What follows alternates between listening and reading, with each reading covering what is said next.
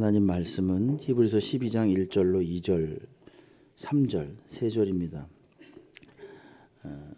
제가 한 절, 여러분이 한 절, 마지막 절은 같이 읽겠습니다. 이러므로 우리에게 구름같이 둘러싼 허다한 증인들이 있으니 모든 무거운 것과 얽매이기 쉬운 죄를 벗어버리고 인내로서 우리 앞에 당한 경주를 하며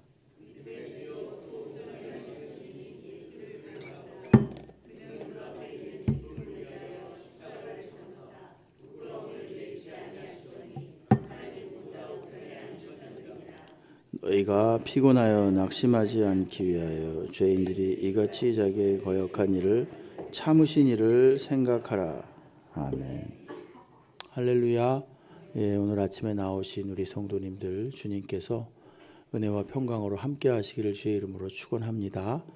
오늘 말씀은 우리가 26년도 내내 묵상해 봐야 될 말씀입니다. 성령 안에서 예수만 바라보는 교회, 이렇게 우리가 1년 동안 묵상할 말씀으로 삼았는데 이 말씀을 중심으로 함께 은혜를 나누겠습니다. 오늘 히브리서 12장 1절로 3절인데 히브리서 11장은 별명이 믿음의 장입니다. 그래서 믿음이 무엇인가?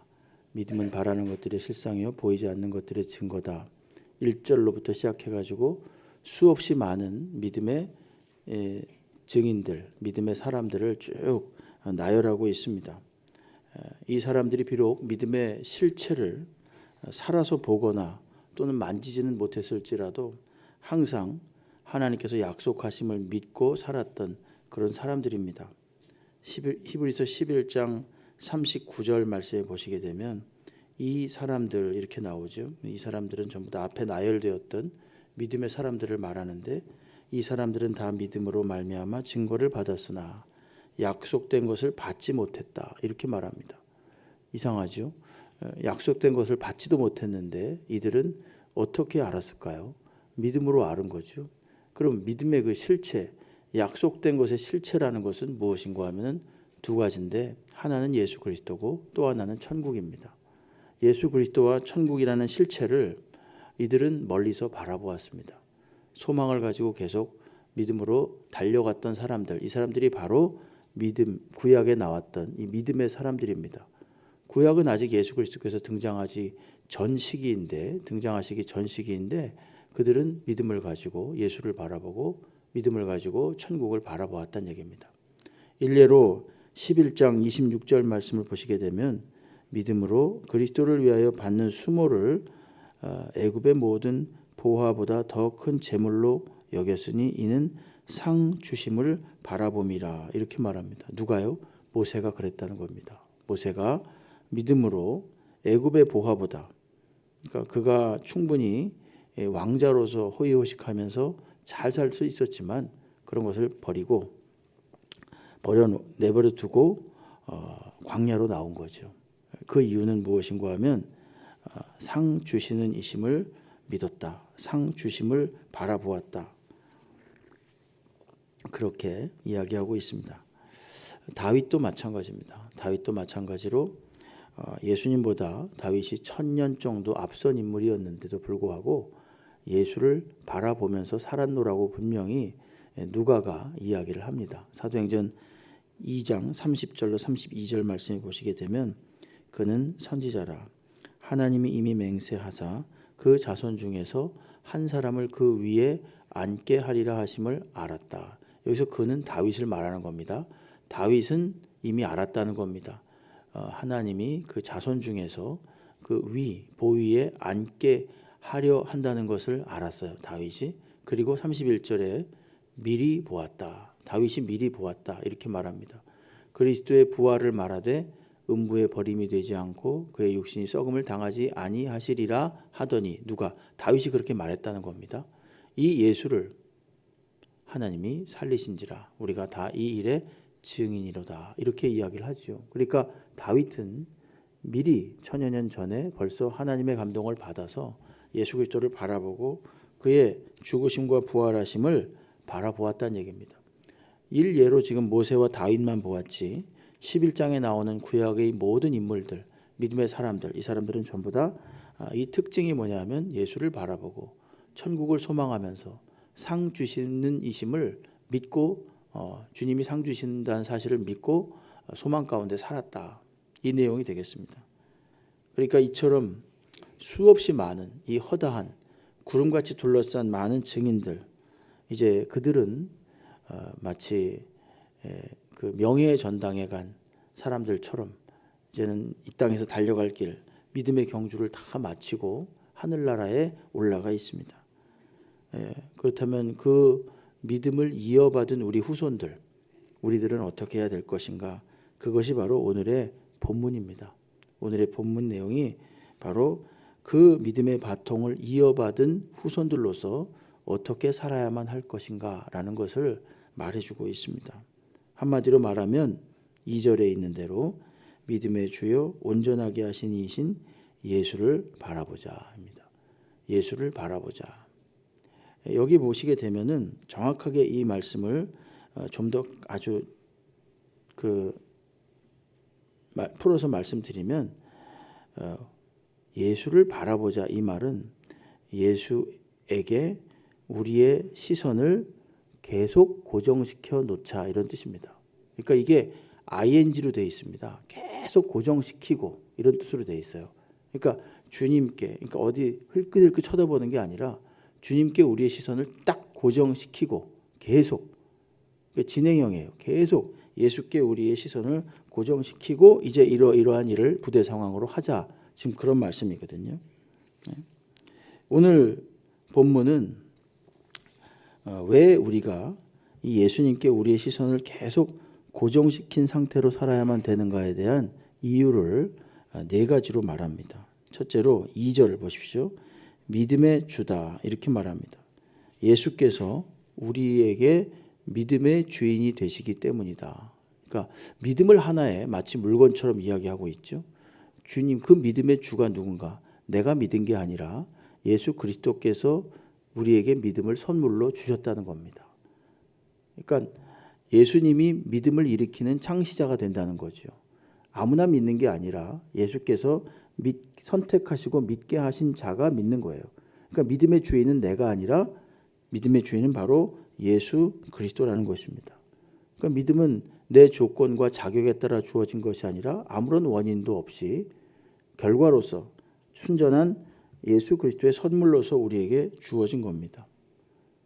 믿음이 있으면 무엇을 받죠? 구원을 받게 되죠. 그렇기 때문에 우리가 예수께 시선을 고정시켜야 되는 겁니다. 왜냐? 예수님이 믿음의 주인이시기 때문에. 그 첫 번째 이유고요. 두 번째 이유는 뭐냐면은 그 믿음을 2절에 보게 되면 믿음의 주요 또 온전하게 하시는 이, 그러니까 믿음을 온전하게 하시는 이란 얘기죠. 믿음을 온전하게 하신 이가 예수 그리스도이기 때문에 우리의 시선을 예수께 고정해야 된다. 이렇게 말합니다. 믿음을 온전하게 한다. 이 말씀은 그 믿음으로 인하여 우리가 마침내 구원에 이르도록 하신다. 이런 뜻이 되겠습니다. 여기 보시게 되면 베드로전서 1장 8절로 9절 말씀을 보시죠. 여기 이렇게 나오죠. 예수를 너희가 한번 읽어볼까요? 시작. 예수를 너희가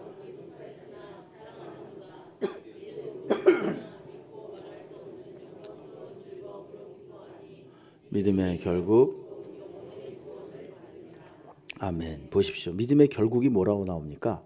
영혼의 구원이랍니다. 그리고 오늘 우리가 예수에게 우리의 시선을 계속 고정시켜야 하는 것은 온전하게 하신다라고 하는 것은 바로 우리에게 구원을 이루시는 분, 그분이 바로 예수 그리스도이기 때문에 예수께 우리의 시선을 고정시켜야 된다는 거죠. 그리고 세 번째로는 예수 그리스도께서 십자가의 고통을 견뎌내셨기 때문에 우리가 예수를 바라보라는 것입니다. 저 보시죠. 2절에 보게 되면 믿음의 주에 온전하게 하신 이신 예수를 바라보자. 그는 그 앞에 있는 기쁨을 위하여 십자가를 참으사 부끄러움을 개의치 아니하셨다. 이렇게 이야기합니다. 그러니까 이 말씀은 예수님이 충분히 부끄럽지 않을 수 있는 분 아닙니까? 그냥 천상에 가만히 계셔도 되는 분입니다. 아무것도 안 해도 되는 분입니다. 그럼에도 불구하고 친히 무한 속에서 유한 속으로, 시간 속으로 친히 들어오셔서 제한을 당하시고 구속을 당하신 거예요. 창조주가 피조물처럼 같이 되어서 이 땅으로 들어오셔서 친히 이 피조물들이 지은 죄를 십자가에서 대속하셨기 때문에 우리가 예수께 우리의 시선을 고정시켜야 된다는 겁니다. 똑바로 예수를 바라보는 거예요. 왜냐? 그가 우리의 구원을 위한 구체적인 행위로서 십자가에 달려 죽으셨기 때문입니다. 충분히 그렇지 않을 수도 있었지만 그렇게 하는 것을 선택하신 분이기 때문에 그렇다는 겁니다. 빌립보서 2장 6절 말씀에 보게 되면 그는 근본 하나님의 본체시지만 하나님과 동등됨을 취할 것으로 여기지 아니하셨다. 이렇게 말합니다. 인간의 몸을 입으시고 이 땅에 내려오셨다. 그 말씀이죠. 하나님과 본체시기 때문에 그렇게 아니할 수도 있었지만 십자가를 지기 위해서 내려오셨다는 겁니다. 비록 잠시 동안이지만 그것을 다시 얻을 것을 예수님은 바라본 겁니다. 요한복음 10장 17절 말씀에 이렇게 말합니다. 내가 내 목숨을 버리는 것은 그것을 내가 다시 얻기 위함이니 이로 말미암아 아버지께서 나를 사랑하신다. 이렇게 이야기하죠. 그러니까 예수께서 당신의 생명을 우리의 생명과 바꾸신 겁니다. 십자가에서. 그렇게 하심으로써 너희들에게 영생을 얻게 하도록 하기 위해서 내가 십자가를 졌다는 겁니다. 그리고 주님께서 다시 또 생명을 취하셨다는 얘기죠. 그러니까 왜 우리가 예수께 우리의 시선을 고정시켜야만 되는가? 주님이 친히 우리를 구원하시기 위해서 십자가에 안 그러셔도 되는데 내려오셔서 그렇게 하셨다는 겁니다. 네. 우리가 그냥 다 지옥 갈 수밖에 없는 운명이었는데 우리를 당신의 생명으로 사셨으므로 우리가 주님께 우리의 시선을 고정시켜야 된다. 이렇게 말합니다. 여기 보게 되면요. 그는 그 앞에 있는 기쁨을 위하여 십자가를 참으셨다. 이렇게 말합니다. 그 기쁨은 무슨 기쁨이겠습니까? 당신께서 우리의 영원한 구원자가 되시는 그런 기쁨을 말하는 거죠. 마치 앞에 우리가 11장 26절에서 보았던 것처럼 모세가 애굽의 보화를 다 버리고 오히려 그리스도를 위해서 받는 수모를 더 큰 것으로 여긴 것처럼 예수님도 당신의 생명을 내어줌으로써 우리를 구원하시는 그 기쁨을 바라본 것입니다. 기쁨을 위하여 십자가를 지신 겁니다. 어떤 기쁨? 구원자가 되시는 기쁨을 위하여 십자가를 지신 거예요. 그렇기 때문에 우리가 우리의 시선을 예수께 고정시켜야 된다. 그리고 마지막 네 번째로 우리가 예수께 시선을 고정시켜야 되는 이유는 무엇인가 하면은 마침내 십자가를 통과하시고 승리하신 분이기 때문에 그렇습니다. 여기 12절 끝에 보게 되면 십자가를 참으사 부끄러움을 배이치 아니하시더니 십자가를 지셨다는 얘기죠. 그리고 나서 하나님 보좌 우편에 앉으셨다. 이렇게 말합니다. 하나님 보좌 우편에 죽은 채로 가서 앉을 수는 없습니다. 다시 살아나셔서 다시 하나님 보좌 우편에 앉으셨다. 이런 말씀이 되겠습니다. 그러니까 그분은 다시 말해서 죽음의 권세를 깨뜨리신 분이다. 죽음이 그를 가둘 수 없는 분이다. 영원한 생명의 하나님이시다. 이거를 지금 이야기하는 겁니다. 사도 요한은 말입니다. 요한계시록에서 이렇게 말합니다. 요한계시록 7장 10절 말씀에 보게 되면 큰 소리로 외쳐 이르되 구원하심이 여기 보십시오. 보좌에 앉으신 우리 하나님과 어린 양에게 있다. 이렇게 말합니다. 어린 양은 누구를 말하는 겁니까? 예수님을 말하는 거예요. 그러니까 살으셨기 때문에 십자가를 통과하시고 살으셨기 때문에 부활하셔서 하늘보좌 우편에 앉아 계신 겁니다. 그것을 지금 사도 요한은 보고 있고 말하고 있는 겁니다. 사도행전 7장 55절 56절에서 스데반이 돌에 맞아서 죽어갈 때 이렇게 말했습니다. 스데반이 성령 충만하여 하늘을 우러러 주목하여 하나님의 영광과 및 예수께서 하나님 우편에 서신 것을 보셨다. 이렇게 말합니다. 예수께서 하나님 우편에 서신 것을 보셨다. 이것은 십자가를 통과해서 그가 살아나셔서 하늘로 올라가셨다는 것입니다. 말하되 보라 하늘이 열리고 인자가 예수 그리스도죠. 하나님 우편에 서신 것을 본다. 이렇게 스데반이 외치고 죽었습니다. 이건 그러니까 분명한 사실인 거예요. 어떠한 죽음도 죽음의 권세도 어떤 것도 예수님을 가둘 수 없다. 예수께서 부활하신 분이시다. 그러므로 우리가 우리의 시선을 예수께 고정시켜야만 된다. 이걸 지금 요약을 한다는 말입니다. 예수께서 우리의 믿음의 주인이시기 때문에, 그리고 예수께서 우리의 구원을 완성하시는 분이기 때문에, 그리고 예수께서 우리를 위하여 십자가를 지신 분이기 때문에, 그리고 예수께서 십자가를 지시고 다시 살아나신 분이기 때문에 어떻게 해야 되냐? 우리의 시선을 계속 그에게 고정시켜 놔야 된다는 겁니다. 여러분 26년도가 밝았는데요. 많은 일들이 앞으로도 있겠죠. 그럴 때마다 예수께 우리의 시선을 고정시키고 나갈 수 있는 저희가 되기를 주의 이름으로 축원합니다. 그러기 위해서 이렇게 계속 예수께 시선을 고정시킨 상태에서 무엇을 해야 되는가? 오늘 1절에 나오죠. 1절에 나오는데 그게 뭐냐면 인내로서 경주해야 된다. 이렇게 말합니다. 여기 보면은 1절에 보십시오. 모든 무거운 것과 얽매이기 쉬운 죄를 벗어버리고 인내로서 우리 앞에 당한 경주를 하며 이렇게 말합니다. 고정시킨 채로 예수께 시선을 고정시킨 채로 인내로서 우리 앞에 당한 경주를 하라. 여기서 인내라는 말은 뭐냐 하면은 이 휘포모네스라는 단어인데 이 단어는 뭐냐 하면 오랜 고통 속에서도 오랜 고통 뒤에서도 가장 후에 남는 것. 그러니까 오랜 고통을 다 견디고 이렇게 돌아보니까 그 사람이 남아 있는 거예요. 이게 인내입니다. 제가 인도 선교사님 이제 동기 목사인데요. 벌써 한참 됐죠. 거기 가서 이제 가난한 마을에 가가지고 그 나눠주죠. 먹을 것을 이제 그 마을 주민들한테 나눠주는데 처음에 같이 일하던 스태프들도 이제 같이 나눠줄 때 먼저 앞에 서가지고 먹으려고 좀 더 많이 타서 이렇게 배급을 받으려고 막 그냥 아우성이었대. 근데 이 선교사님 그 목사님이 항상 제일 뒤에 섰대요. 제일 뒤에. 그러고 나서 못 먹든지 아니면은 뭐 남으면 조금 먹든지 이렇게 그러기를 몇 날이 흘렀답니다. 몇 날이 흐르니까 다른 사람들 전부 다 선교사님 뒤로 쓰더래요. 예? 이게 인내입니다. 예? 고통 뒤에 남는 것 이게 인내입니다. 그러니까 인내로서 우리 앞에 당한 경주를 하자 이렇게 말합니다. 예수님께서 많은 사람들에게 조롱과 멸시를 당하시고 또 아픔을 당하셨어도 끝까지 그 뒤에 남으셨습니다. 그 고통 뒤에 계속 남으셨습니다. 제자들이 다 버리고 도망가도 그 배반 뒤에 남으셨습니다.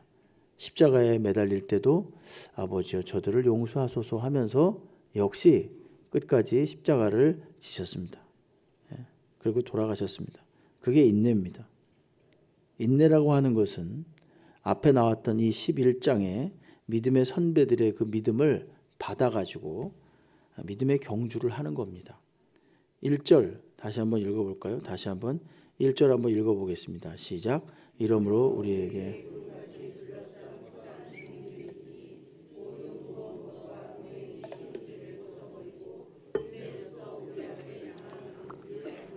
아멘. 인내로서 우리 앞에 당한 경주를 하자 이렇게 말합니다. 그 앞에 우리에게 구름같이 둘러싼 허다한 증인들 이것은 11장에 나왔던 많은 믿음의 사람들입니다.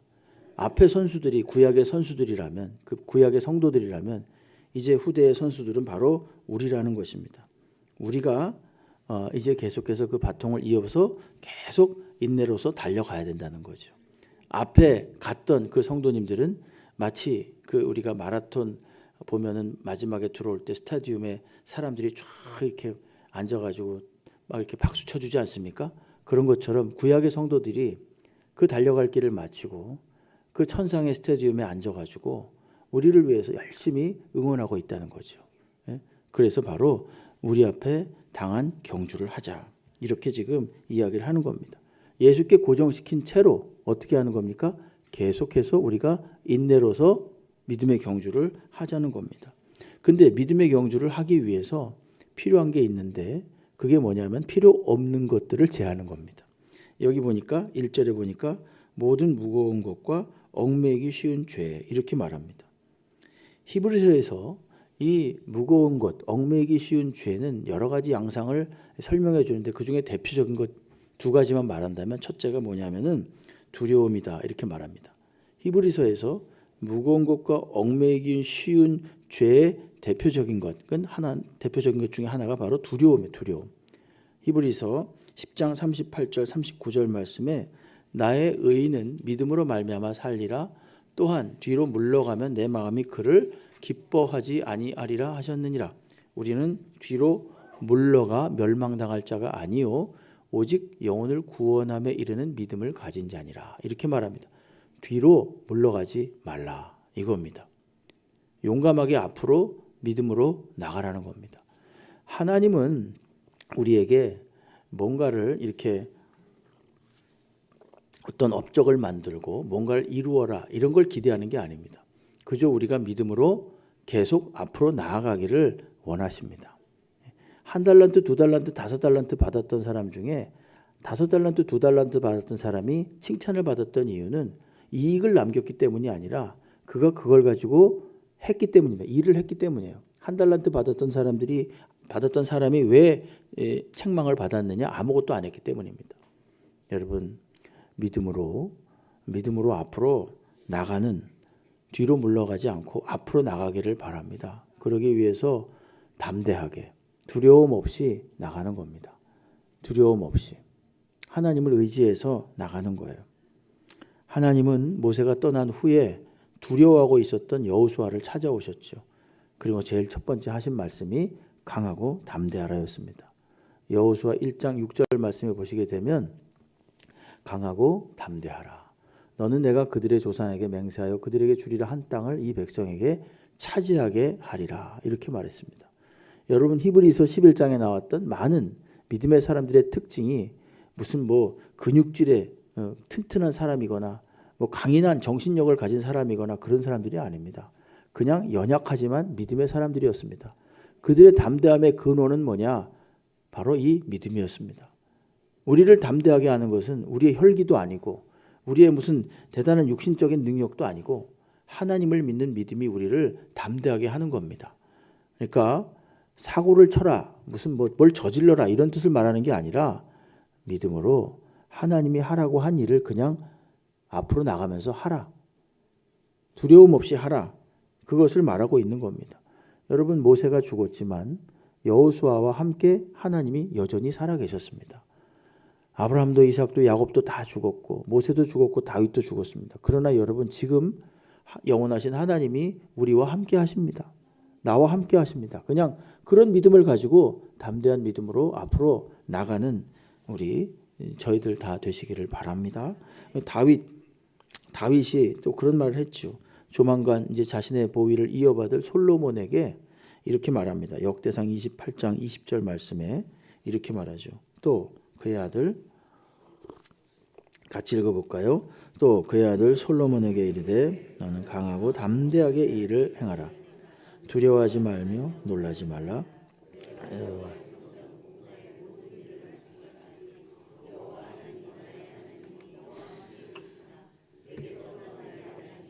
너를 버리지 아니하시리라. 아멘. 강하고 담대하라. 이 말씀은 수차례 하나님께서 여러 믿음의 인물들에게 하신 말씀입니다. 오늘도 역시 저와 여러분에게 이 말씀을 하고 있는 겁니다. 두려워하지 말라. 무거운 것과 얽매이기 쉬운 죄 중에 대표적인 게 바로 이 두려움이거든요. 두려워하지 말라. 그냥 무조건 사랑하라. 염려하지 말고 사랑하라. 두려워하지 말고 사랑하라. 두려워하지 말고 하나님의 일을 하라. 그것입니다. 그래서 그런 얽매이기 쉬운 죄에 빠지지 말라. 그래서 믿음의 경주를 흡족하게 하라. 충분하게 하라. 그렇게 말하는 겁니다. 그리고 또 하나 벗어버려야 될 것. 얽매이기 쉬운 무거운 것과 얽매이기 쉬운 죄 중에 또 하나는 뭐냐면은 그것은 바로 쓴 뿌리다 이렇게 말합니다. 12장 15절 말씀을 보게 되면 이렇게 말합니다. 너희는 하나님의 은혜에 이르지 못하는 자가 없도록 하고 또 쓴 뿌리가 나서 괴롭게 하여 많은 사람이 이로 말미암아 더럽게 되지 않게 하며 이렇게 말합니다. 무거운 것, 얽매이기 쉬운 죄 중에 하나. 첫 번째가 두려움이며 두 번째가 쓴 뿌리를 쓴 뿌리. 쓴뿌리가 뭐겠습니까? 쓴뿌리라는 것은 결국은 풀이 독초가 되도록 하는 겁니다. 부정적인 겁니다. 쓴뿌리와 같은 사람은 남을 미혹하고 잘못된 길로 인도하는 사람이 쓴뿌리 같은 사람입니다. 이걸 갖다가 한때 유행했었죠. 뭐 쓴뿌리 그런 마음 뭐 이런 책 그런 것도 많이 나왔었는데 그 쓴뿌리를 갖다 우리 내면에 적용한다면 뭐로 볼 수 있냐면은 건강하지 못한 사고방식이다 이렇게 볼 수 있습니다. 건강하지 못한 사고방식을 왜 자꾸 가지게 될까? 마음에 본인이 받았던 상처 또는 선입견 또는 편견 이런 것들이 다 쓴뿌리죠.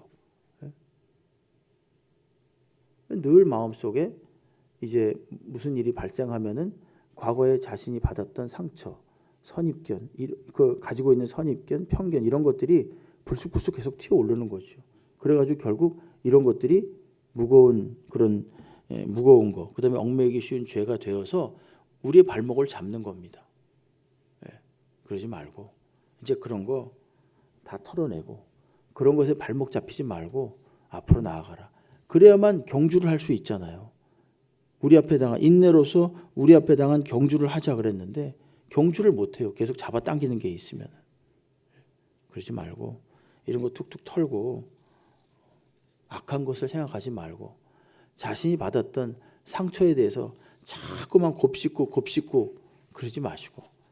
여러분 고린도전서 13장 5절은 여러 차례 말씀드렸죠. 그건 뭐냐면 사랑은 악한 것을 생각하지 않는 거라 그랬잖아요. 여기서 악한 것은 악한 꾀를 꾸며서 남을 해하는 그런 거 아니라 그랬죠. 그게 뭐라 그랬죠? 내가 받았던 상처를 말하는 겁니다. 내가 당했던 악함의 사건들 그런 것들을 갖다가 계속 떠올리는 거예요. 근데 그런 게 아니라는 겁니다. 사랑은.